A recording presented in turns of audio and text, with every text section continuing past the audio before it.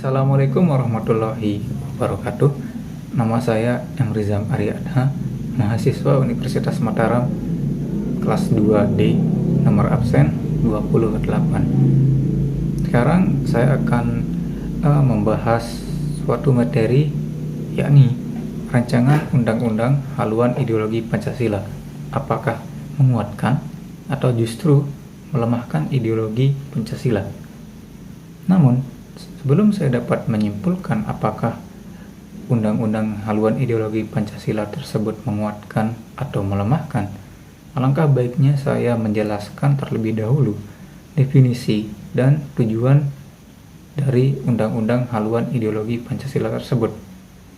Nah,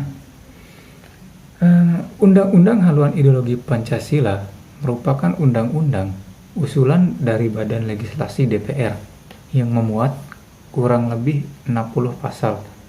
Adapun dasar dibentuknya undang-undang ini disebutkan DPR bahwa saat ini belum ada undang-undang sebagai landasan hukum yang mengatur mengenai haluan ideologi Pancasila dan untuk menjadi pedoman bagi kehidupan berbangsa dan bernegara, sehingga diperlukanlah dan diciptakanlah undang-undang tentang haluan ideologi Pancasila.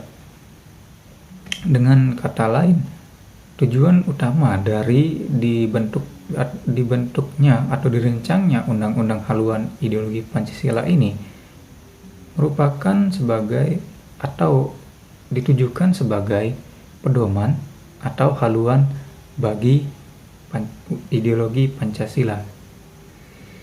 Nah, namun di sini menurut saya di sini terdapat sedikit kekeliruan, karena ideologi yang terkandung dalam Pancasila 1945 itu sendiri sudah sangat sempurna karena telah mengatur segala aspek kehidupan berbangsa dan bernegara, baik itu etika, moral, tata krama, dan lain-lain dalam kehidupan berbangsa dan bernegara.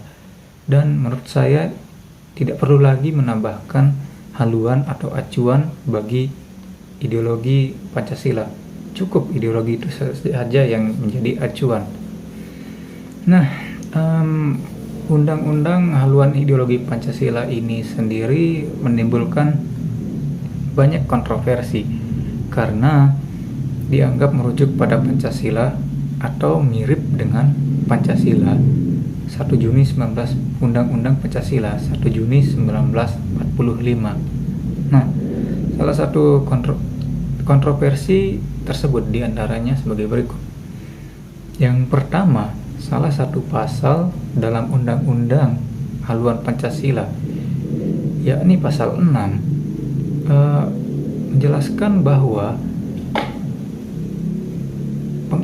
menjelaskan bahwa ciri pokok Pancasila, ciri utama Pancasila adalah Trisila yang terkristalisasi dalam Ekasila.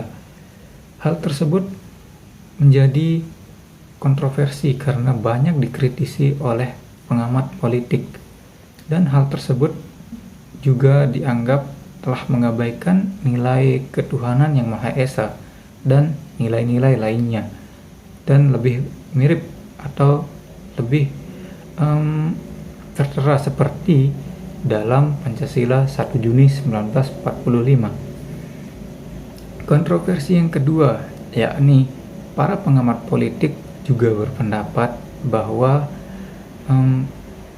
undang-undang haluan ideologi Pancasila tersebut mirip seperti Pancasila 1 Juni 1945, sehingga jika undang-undang tersebut tetap direalisasikan, para pengamat politik berpendapat bahwa itu sama saja dengan mengembalikan Indonesia ke masa Orde Lama, dan hal tersebut tentu akan berdampak buruk bagi bangsa ini, karena dalam undang-undang haluan ideologi Pancasila tersebut terdapat ketentuan umum yang dapat mengubah sistem ketatanegaraan negara ini.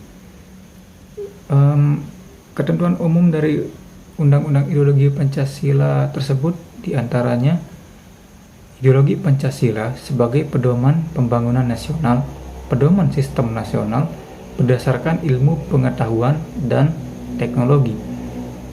Perlu diketahui bahwa sistem pemerintahan saat ini berpedoman pada ketuhanan yang Maha Esa, dan jika undang-undang tersebut, undang-undang haluan ideologi Pancasila direalisasikan, tentu negara harus mengubah sistem ketatanegaraannya dari berpedoman pada ketuhanan yang Maha Esa ke pengetahuan dan teknologi.